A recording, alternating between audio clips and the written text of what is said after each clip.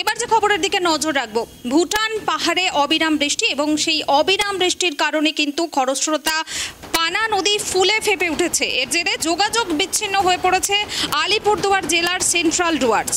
ভুটান পাহাড়ে অবিরাম বৃষ্টির ফলে কিন্তু ফুলে ফেপে উঠেছে খরস্রোতা পানা নদী এবং এর জেরে যোগাযোগ বিচ্ছিন্ন হয়ে পড়েছে আলিপুরদুয়ার জেলার সেন্ট্রাল ডুয়ার্স। আমরা বিস্তারিত জানবো। এই মুহূর্তে আমার সঙ্গে সরাসরি যুক্ত রয়েছেন আমাদের প্রতিনিধি অনিশা।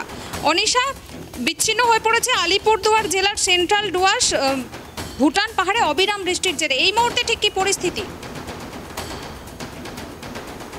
হ্যাঁ দেখো কুনামি, মূলত যে পানা নদীর কথা বারংবার উঠে আসছে আর সেন্ট্রাল ডুয়ার্সের কথা বারংবার উঠে আসছে, সেটাতে কিন্তু মূলত সেতুর দাবি দীর্ঘদিন থেকে সেই এলাকার বাসিন্দাদের রয়েছে।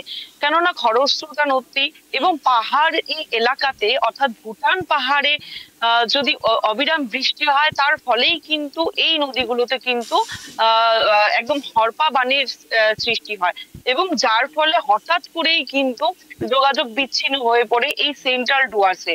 এবং সেন্ট্রাল ডুয়ার্সে যারা সাধারণ মানুষরা রয়েছে তারা বারংবার অভিযোগ করছে যে আমরা দীর্ঘদিন থেকে দাবি জানাচ্ছি, তবু কোনো প্রশাসনের হেলদোল নেই। তারা কিন্তু একদম অভিযোগের তীর কিন্তু ছুড়ে দিচ্ছেন যারা প্রতিনিধি রয়েছেন তাদের দিকে এবং প্রশাসনের দিকে।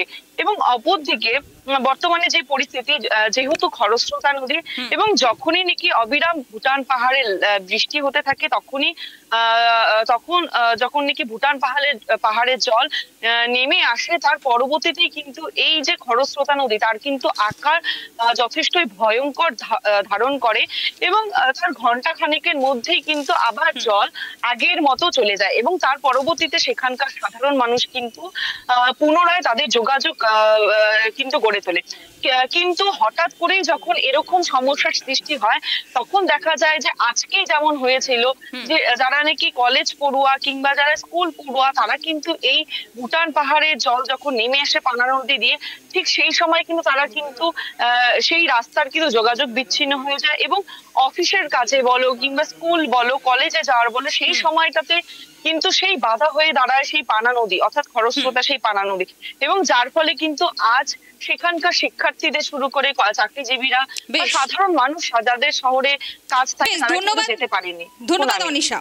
আপনাদের আবার একবার জানাবো, ভুটান পাহাড়ে অবিরাম বৃষ্টির জেরে কিন্তু ফুলে ফেপে উঠেছে পানা নদী এবং এর জেরে যোগাযোগ বিচ্ছিন্ন হয়ে পড়েছে আলিপুরদুয়ার জেলার সেন্ট্রাল ডুয়ার্স। বহু মানুষ ও গাড়ি আটকে পড়ে দীর্ঘক্ষণ তারা অপেক্ষা করছেন, বিপাকে পড়েছেন স্কুল ছাত্রছাত্রীরাও। এবং বড় প্রশ্ন উঠছে যে কবে পূর্ণাঙ্গ সেতু হবে পানা নদীর ওপর, কবে মুক্তি মিলবে এলাকার প্রায় 25,000 বাসিন্দার দীর্ঘদিনের দুর্ভোগ থেকে।